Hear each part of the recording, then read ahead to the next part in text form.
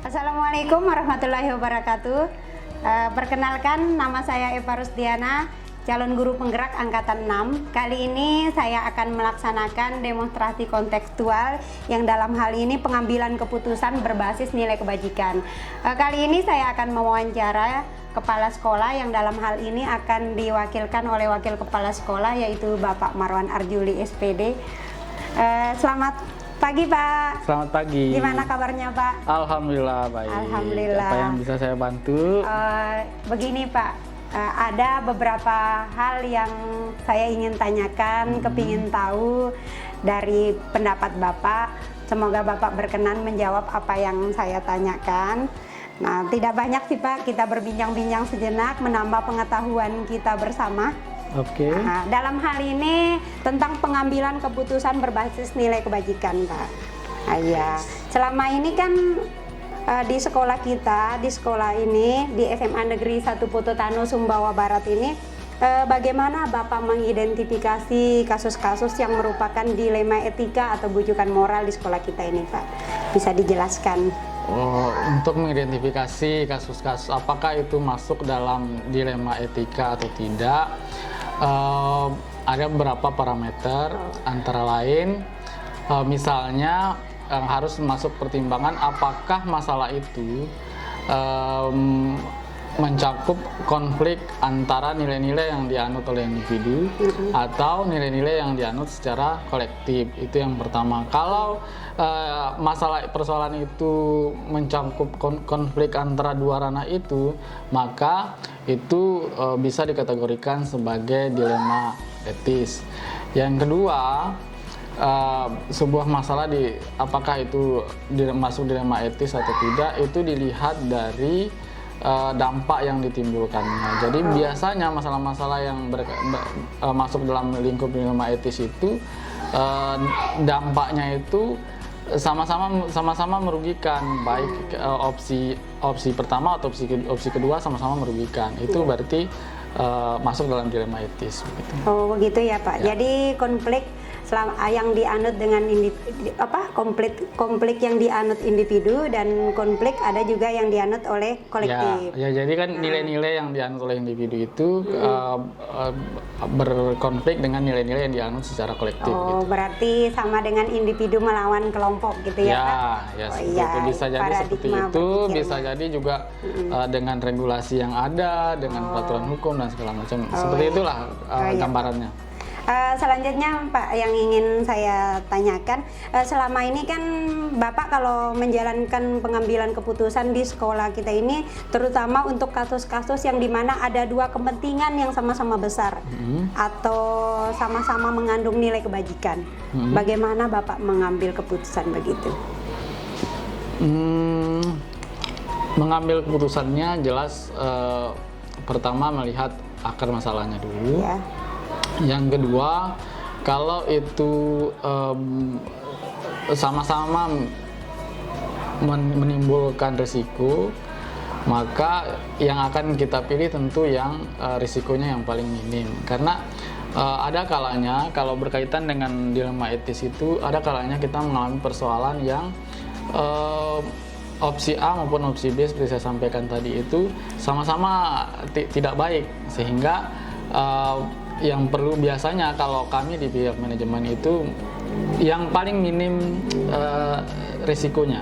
Oh iya Pak, berarti pengambilan keputusan itu biarpun ada dua kepentingan yang sama-sama benar, berarti diambil yang paling minim risikonya. Yang paling minim risikonya, kemudian dampaknya skalanya paling kecil gitu. Kalau sama-sama benar sih tidak masalah, tidak ada konflik di situ. Yang masalah itu kalau apapun pilihan kita itu kita berada di posisi yang tidak tepat gitu. Oh iya. Selanjutnya Pak, yang mau saya tanyakan itu bagaimana langkah-langkah atau prosedur seperti yang biasa Bapak lakukan selama ini?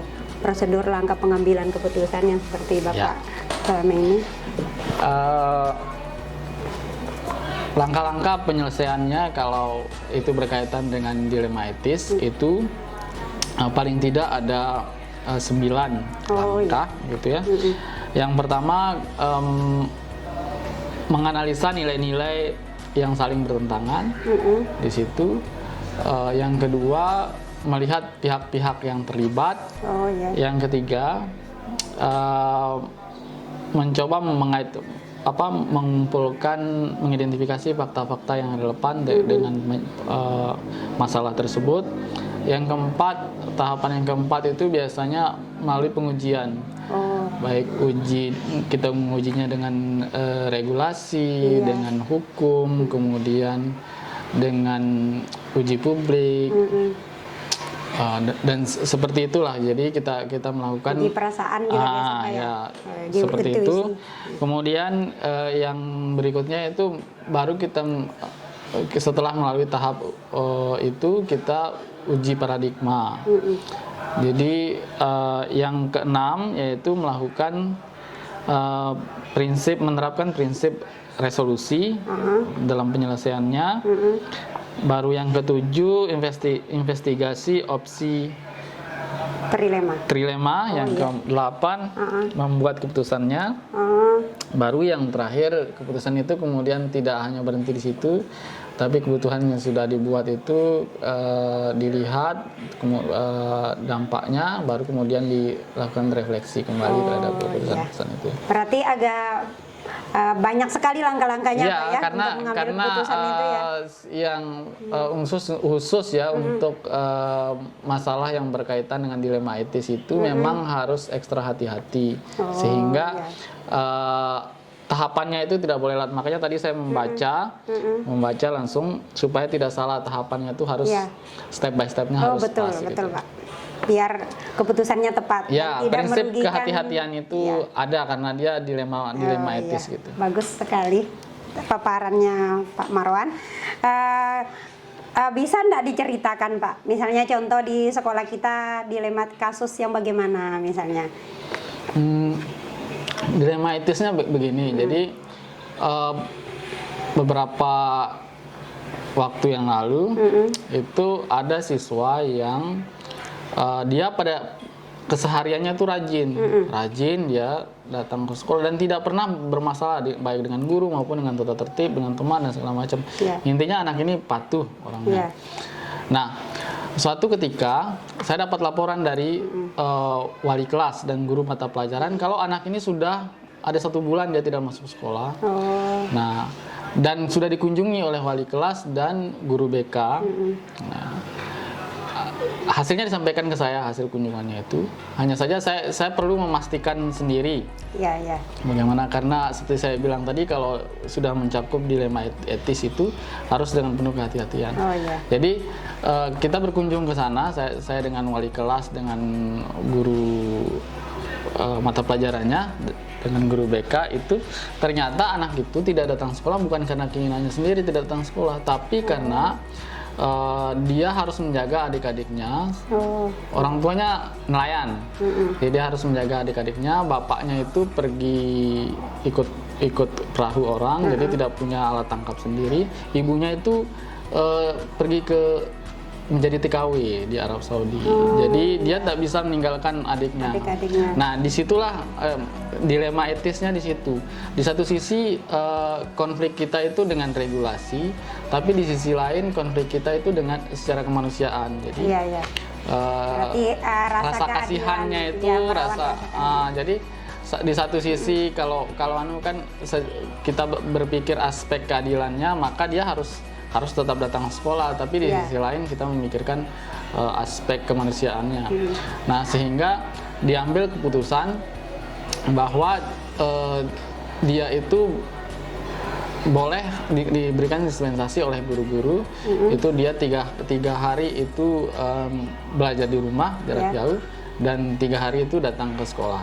Gitu. Jadi win-win solutionnya begitu. Meskipun seperti saya sampaikan di awal, 2 pilihan itu sebenarnya tidak sama-sama menguntungkan. Jadi kita melanggar regulasi sebenarnya, tetapi itu yang paling minim risikonya seperti itu. gitu. Berarti rasa kasihan melawan rasa keadilan ini, Ya, Pak. jadi lebih besar rasa kasihannya ini, Pak, ya? yang paling minim. Jadi lebih tepatnya itu yang kita memilih opsi yang paling minim risikonya. Jadi dia tetap bisa melanjutkan meskipun ada beberapa aturan yang harus kita langgar, kita modifikasi begitu. Tapi saya pikir secara substansial memang rasa kemanusiaan, rasa kasihan itu memang harus diutamakan juga. Harus dikedepankan juga, Pak, ya, karena untuk masa depan anak bangsa juga. Dalam beberapa kasus memang dia harus berada di depan. Iya. Jadi itu beberapa contoh kasus ya, Pak. Satu contoh kasus yang di sekolah SMA Negeri 1 Putu Tano. Mungkin masih juga ada kasus-kasus yang lain, tapi cara pengambilan keputusannya juga sama, Pak, ya? Relatif sama. Jadi banyak yang dipertimbangkan. Banyak yang kita pertimbangkan. Seperti saya sampaikan 9 langkah itu kita terapkan. Jadi meskipun kebijakan sudah kita ambil, tetap kita lakukan refleksi sesuai dengan kondisinya di lapangan. Uji publik juga kita lakukan. Kalau ada pertentangan dari masyarakat, itu juga kita lakukan refleksi kembali. Jadi aspek kehati-hatiannya seperti itu. Iya. Yang penting tidak merugikan siswa. Ya. Keputusannya itu intinya berpihak pada murid. Itu ya, Pak? Ya, win-win solution lah, win-win solution. Saya lebih suka menggunakan istilah itu. Oh ya, istilah yang bagus sekali, win-win solution. Gini, Pak, selanjutnya dalam pengambilan keputusan itu selama ini apa yang ada tantangan Bapak dalam pengambilan keputusan dalam kasus-kasus yang Bapak hadapi itu? Khusus berkaitan dengan kasus-kasus yang berkaitan dengan dilema etis itu tantangannya itu sebenarnya lebih ke arah psikologis ya. Jadi ke arah psikologis. Jadi baik itu kita dari sudut pandang pengambil kebijakan maupun dari orang yang dikenakan dampak dari kebijakan itu. Oh iya. Jadi contoh kita sebagai pengambil kebijakan, dampak psikologisnya kan itu kita harus mempertimbangkan banyak aspek. Tidak hanya aspek keadilan, tapi juga aspek kemanusiaannya. Tidak hanya aspek rasionalitas, tetapi aspek intuisi. Tidak hanya masalah moralitas, tetapi juga masalah regulasi, peraturan, tata tertib. Jadi banyak aspek itu. Jadi tantangannya itu pada lebih ke psikologis. Jadi sementara yang terkena dampaknya juga seperti itu. Oh iya, berarti lebih besar ke arah psikologis. Ya. Psikologis pengambil keputusan atau psikologis anak? Sama sebenarnya, sama. Jadi karena dalam beberapa kasus seperti saya bilang tadi itu tidak bisa sepenuhnya diatasi. Oh, iya. Jadi dilema etis itu karena berada di wilayah yang memang butuh pertimbangan yang agak mendalam untuk itu. Iya, sehingga memang ekstra berpikirnya ekstra, perasaannya ekstra, emosinya ekstra gitu. Dalam mengambil keputusan dalam mengambil keputusan ekstra gitu. Ya. Jadi bahkan kalau ibu-ibu yang terlibat itu sampai berinang air mata pun ekstra karena perasaan. Iya, perasaan ibu-ibu kan lebih sensitif dari bapak-bapak. Dan kami menyelesaikan di sekolah itu kan tim dia. Oh iya, dengan tim. Yang ingin saya ketahui selanjutnya itu Pak, misalnya dalam penyelesaian kasus dilematika itu, apakah Bapak langsung menyelesaikan langsung di tempat saat itu juga, atau Bapak memiliki jadwal untuk menyelesaikannya? Dilema etis itu nggak bisa diselesaikan langsung di tempat ya, karena seperti saya sampaikan itu harus ada tahapan analisa pertimbangan. Jadi kita harus lihat nilai-nilai apa yang bertentangan di situ. Kemudian nggak bisa serta-merta kita mengambil keputusan. Kita juga harus melihat fakta-fakta yang ada. Kita harus melihat pihak-pihak yang terlibat. Semua kita pertimbangkan. Jadi termasuk seperti saya ceritakan, tahapannya itu sampai ke setelah kebijakan itu dibuat masih ada tahap refleksinya. Jadi tetap tahap refleksinya. Jadi memang tidak sama dia dengan kenakalan biasa. Misalnya kalau anak melakukan terlambat datang sekolah misalnya, tidak sama, jadi bisa langsung diselesaikan di situ. Kalau anak terlambat bisa langsung kita diselesaikan di situ. Tinggal kita tanya kenapa terlambat, alasannya, kita kasih treatment, kita kasih bimbingan, bisa selesai di situ. Tapi kalau yang kasus-kasus yang dilema etis itu biasanya karena dia beririsan dengan aspek-aspek lainnya. Apalagi kalau kayak kita sama Putanu kan background siswa itu kan relatif heterogen dari segi agama, dari segi budaya. Jadi kebijakan-kebijakan yang kita ambil itu harus memastikan aspek-aspek itu tidak saling crash gitu, tidak saling bertentangan gitu. Ya, bagus sekali. Cukup jelas Pak, jelas sekali pemaparan Bapak. Yang ini Pak, selanjutnya, adakah seseorang atau faktor-faktor apa yang selama ini mempermudah Bapak atau yang membantu Bapak dalam mengambil keputusan? Apakah Bapak sendiri atau siapa yang membantu faktor-faktor? Tim ya, jadi faktor yang mempermudah itu memang karena kami di sekolah itu tidak bekerja sendiri, jadi ada sistem yang kita bangun, ada jaringan informasi yang kita kumpulkan. Jadi semakin banyak orang yang terlibat, semakin banyak orang yang ikut, itu semakin mempermudah. Di situ kelebihannya. Iya Pak. Berarti Bapak tidak sendiri mengambil keputusan. Oh jelas kalau soal itu. Berarti jelas, dengan tim-tim. Melalui proses pengkajian dan segala macam, diskusi dan segala macam, baru kebijakan itu dilahirkan. Yang ini Pak, bagaimana sih Bapak menerapkan pengambilan keputusan dilema etika pada lingkungan Bapak? Pada murid atau pada guru-guru? Bagaimana? Kapan Bapak kira-kira menerapkan itu? Bagaimana diterapkan gitu ya?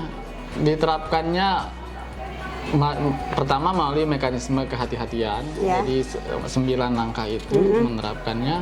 Kemudian yang berikutnya memastikan pihak-pihak yang ada di situ itu, yang terlibat di situ itu terjawab kekhawatirannya, terjawab persoalannya gitu. Jadi yang berikutnya memastikan bahwa kebijakan itu diterima, berjalan dengan baik. Itu prosesnya untuk menerapkan suatu kebijakan yang khusus berkaitan dengan dilema etis. Oh iya Pak. Terus yang terakhir nih Pak, yang terakhir sebagai penutup wawancara kita dengan Bapak Marwan Arjuli, dari semua yang telah Bapak sampaikan itu, pembelajaran apa yang dapat Bapak petik dari pengalaman Bapak mengambil keputusan dilema etika? Kasus-kasus yang berkaitan dengan dilema etika itu pembelajarannya lebih ke pertama mengasah nalar kita. Jadi mengasah nalar, jadi seorang pemimpin itu atau calon pemimpin itu terletak pada kemampuan mengambil kebijakan. Nah, memang di dalam ranah dilema etis itu memang ada persoalan-persoalan yang kadang tidak pernah terbayangkan sebelumnya gitu. Tapi dengan kita mampu mengambil kebijakan di situ, nah disitulah letak diasah kemampuan seorang pemimpin. Itu indikator pertama untuk menjadi seorang pemimpin. Jadi kalau nanti Ibu lulus jadi guru penggerak dan menjadi kepala sekolah, maka kemampuan dalam menyelesaikan masalah, kemampuan dalam mengeksekusi sebuah kebijakan itu wajib dimiliki, dan menyelesaikan kasus-kasus yang sifatnya etika, dilema etika itu bagus untuk mengasah kemampuan. Pembelajaran yang sangat menarik sekali yaitu mengasah nalar Pak. Saya perlu belajar banyak dengan Pak Marwan Arjuli. Jadi pembelajaran yang dapat saya petik di sini yaitu kita mengasah nalar. Semakin banyak kasus yang kita berhasil kita ambil keputusan dengan baik, berarti semakin terasa nalar kita gitu ya Pak? Ya, semakin intuisi kita dalam sebagai pemimpin itu akan semakin terasa. Yang terpenting keputusan itu tidak merugikan banyak pihak dan minim resiko. Win-win solution. Oh iya. Terima kasih banyak Pak Marwan atas waktunya. Demikian wawancara saya dengan Kepala Sekolah yang dalam hal ini diwakilkan oleh Bapak Marwan Arjuli selaku Wakil Kepala Sekolah SMA Negeri 1 Pototano, Sumbawa Barat, Nusa Tenggara Barat. Terima kasih. Assalamualaikum warahmatullahi wabarakatuh. Waalaikumsalam warahmatullahi wabarakatuh. Assalamualaikum warahmatullahi wabarakatuh. Saya Eva Rusdiana dari SMA Negeri 1 Pototano, calon guru penggerak Kabupaten Sumbawa Barat, Nusa Tenggara Barat. Kali ini saya berkesempatan mewawancarai Pak Suko Budi Edi SPD, Kepala Sekolah SMP Negeri 1 Seteluk. Assalamualaikum Pak. Waalaikumsalam. Gimana kabarnya Pak? Alhamdulillah baik. Terima kasih kepada Pak Suko yang sudi menerima kedatangan saya untuk kita wawancara, berbincang-bincang sejenak tentang pengambilan keputusan berbasis nilai kebajikan Pak. Begini Pak, karena saya ingin belajar bagaimana cara Bapak mengambil keputusan sebagai kepala sekolah. Selama ini kan yang ingin saya ketahui itu bagaimana sih Bapak mengidentifikasi kasus-kasus yang merupakan dilema etika atau bujukan moral di sekolah Bapak? Yang pertama kita menemukan kasus dulu. Oh ya. Nah, kemudian setelah kasus itu kita temukan, kita survei dulu. Jadi survei lingkungan terhadap siswa atau warga sekolah yang mendapatkan kasus tersebut. Oh iya.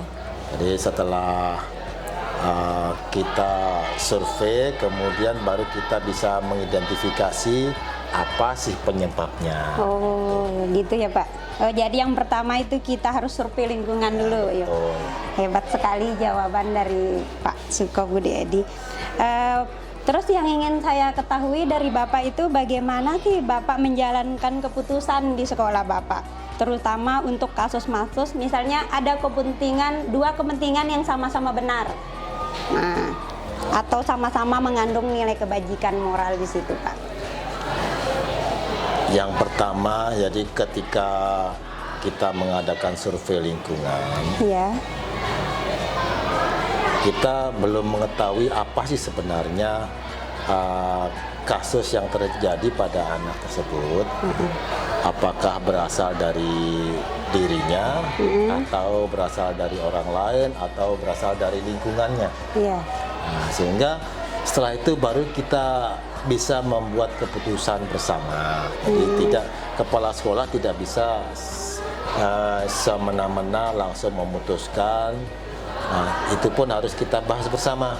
Oh iya. Jadi kita bahas bersama, yang pertama dengan wali kelasnya, dengan guru BK, kemudian guru agama yang sebagai pengajar tentang kepribadian dan moral. Oh iya. Nah, kemudian bersama dengan semua survei terhadap guru-guru, apakah yang menyebabkan kasus tersebut itu bisa terjadi. Oh, gitu Sehingga ya, Pak. kita bisa mengambil keputusan dan langkah-langkah yang akan kita laksanakan. Oh iya. Jadi dalam mengambil keputusan itu jadi tidak bisa keputusan kepala sekolah saja Pak ya. Jadi harus keputusan semua belah pihak gitu. Oh iya. Bisa diceritakan Pak atau kasih contoh satu saja kasus apa misalnya yang terjadi di sekolah Bapak ini? Ya. Yang pertama itu ada kasus ini yang pernah terjadi ya. Iya. Ini ada kasus terhadap anak masalah apa namanya tindakan kekerasan ya. Oh iya. Bully Pak. Ya. Bukan bullying saja. Oh iya. Kadang-kadang ya terjadi perkelahian. Tetapi tidak sih begitu menimbulkan hal-hal yang sangat mengkhawatirkan karena langsung kita tangani bersama. Nah, kita survei dulu apa sih penyebabnya. Oh iya, jadi disurvei dulu. Ya. Dan karena ini kasus yang harus kita tangani, misalkan kita itu kadang-kadang juga menggunakan moto orang lain, Ya. atau moto dari instansi lain. Ya. Yang contohnya yang saya ambil moto, hanya motonya saja ini. Ya, ya. Di moto Pegadaian. Nah, di Ya, situ mengatasi masalah tanpa masalah itu yang kita pergunakan ya. Oh iya, menginspirasi sekali. Ya. Jadi ini terinspirasi dari Pegadaian. Oh iya. Selanjutnya Pak, dalam kasus yang tadi, bagaimana langkah-langkah Bapak? Tadi kan Bapak survei penyebabnya. Terus apa langkah-langkah atau prosedur yang Bapak lakukan selama ini? Yang pertama kita adakan pendekatan. Oh iya. Jadi berbagai macam pendekatan kita lakukan ya. Nah, kalau yang terakhir misalkan sulit, dirasakan sulit, maka kita adakan pendekatan yang namanya pendekatan artistik. Pendekatan statistik. Artistik. Ya. Bisa dijelaskan Pak bagaimana? Yang pertama ya, yang selanjutnya itu kita harus mengetahui apa sih seluk-beluknya. Nah, kemudian pendekatan ini secara spesifik sekali, memang agak unik dan rumit. Tapi ini harus betul-betul dimiliki oleh orang-orang yang mempunyai perasaan dan kejiwaan yang tinggi. Nah, sehingga harus diadakan dengan lemah lembut, ya. Terus kemudian kita harus mengetahui apa sih kegemarannya, hobinya. Nah, dan pendekatan itu yang kita pakai sehingga tidak langsung kita semata-mata memvonis oh anak ini nakal, oh anak ini memang kebiasaannya terlalu strength, kemudian selalu bertindak dengan anarkis. Nah, itu karena ada penyebabnya. Oh iya Pak. Nah, dengan bujukan dan dengan pendekatan khusus ya, akhirnya kita bisa menemukan titik terang. Jadi pendekatan artistik ya Pak yang dilakukan. Apakah selama ini Bapak menganggap sudah efektif dalam langkah-langkah pengambilan keputusan Bapak dari kasus-kasus yang ada di sekolah? Ya, kita sudah berjalan antara 80 sampai 90% berhasil. Karena apa? Ketika anak berbuat dengan tindakan kekerasan, kita balas dengan kekerasan juga, itu rasa sakit hati itu tetap ada. Dan justru akan menimbulkan masalah baru. Jadi bukan mengatasi masalah tanpa masalah, tetapi mengatasi masalah menambah masalah. Oh iya, betul Pak, betul. Gitu ya Pak. Jadi yang terpenting anak itu kita tindak dengan lemah lembut, jangan dengan kekerasan, itu intinya Pak ya. Yang ingin saya tanyakan Pak, yang kepingin saya tahu sekali, dalam hal-hal selama ini apa yang merupakan tantangan Bapak? Ada tantangan tidak dalam pengambilan keputusan selama ini Pak? Tantangannya itu ketika dukungan orang tua itu hampir tidak ada. Itu yang paling besar Pak ya? Contohnya begini, ini satu kasus ini. Ketika orang tuanya itu tidak ada di rumah, ataukah bahkan orang tuanya dengan ibunya, kedua orang tuanya cerai, terus kemudian bapaknya kawin lagi, ibunya juga kawin lagi, terus tidak ada di tempat, tidak ada di tempat di lokasi sini. Nah, kemudian mereka itu semuanya berada di luar kota, sementara anak ini tinggal dengan neneknya dan neneknya sudah tua. Nah, itulah yang menjadi kasus yang paling berat. Nah, sehingga ya itu kita adakan pendekatan khusus terhadap anak tersebut. Berarti itu merupakan tantangan terbesar dari orang tua Pak ya? Kalau dari lingkungan sekolah, dari guru, rekan-rekan sejawat di sini ada tantangan enggak Pak? Hampir tidak ada. Hampir tidak ada. Selanjutnya Pak, yang ingin saya tanyakan, dalam Bapak menyelesaikan masalah itu, apakah Bapak itu langsung menyelesaikannya di tempat atau Bapak membutuhkan waktu, membutuhkan jadwal dalam mengambil keputusan itu? Kita buat program. Buat program. Kita programkan bersama. Kemudian jadwal kunjungan ya. Nah, itu kalau jadwal kunjungan pasti ada. Nah, kemudian kadang kalau tergantung juga kasusnya. Kalau memang kasusnya itu agak berat, maka kita tidak bisa seperti membalikkan telapak tangan, dia harus berlahan-lahan. Ya. Yang penting anak itu bisa kembali menjadi anak yang baik. Karena di dalam pendidikan ini kan membutuhkan proses. Ya. Jadi tidak bisa semata-mata langsung kita membalikkan seperti telapak tangan kan? Iya, Pak. Oh, jadi tergantung kasusnya, Pak ya. Kalau yang ringan Tergantung kasusnya juga, tergantung dari karakter Oh, iya. yang mendapatkan kasus ini. Oh, gitu ya, Pak. Selanjutnya, Pak, kalau tadi tergantung kasusnya ada bisa diselesaikan langsung di tempat, ada juga yang bisa membutuhkan jadwal ya. Ya, Pak. Terus faktor apa saja, Pak, yang membantu Bapak, yang mempermudah Bapak dalam mengambil keputusan dilema etika? Faktornya kebersamaan. Oh, kebersamaan itu penting, Pak ya. Iya, karena kita punya moto juga. Bersama tidak harus sama. Iya, bersama tidak harus sama. Mantap. Bersama tidak harus sama. Itu menjadi poin tersendiri bagi saya, bersama tidak harus sama. Terima kasih, Pak, atas penjelasannya yang sangat bermanfaat bagi kami. Semoga juga bermanfaat bagi kita semua yang menyaksikan video ini. Semoga apa yang Bapak sampaikan itu menjadi pembelajaran yang sangat berharga untuk kami menjalani kegiatan kita sebagai guru, apalagi sebagai kepala sekolah. Nah, sampai ke pertanyaan terakhir, Pak, yang ingin saya tanyakan, yang ingin saya ketahui dari semua hal yang Bapak sampaikan itu, apa pembelajaran yang dapat Bapak petik dari pengalaman Bapak dalam mengambil keputusan dilema etika? Bisa dijelaskan, Pak? Kuncinya innallaha ma'as-sabirin. Oh iya. Jadi kita selama ini kita belajar sabar Ya, oh sabar. dan tenang menghadapi sebuah masalah, Sabar, tenang. dan kita menghadapi dengan kepala dingin. Sabar, tenang, dan Dari menghadapi. sinilah kita bisa memecahkan sebuah masalah. Iya. Bagus sekali.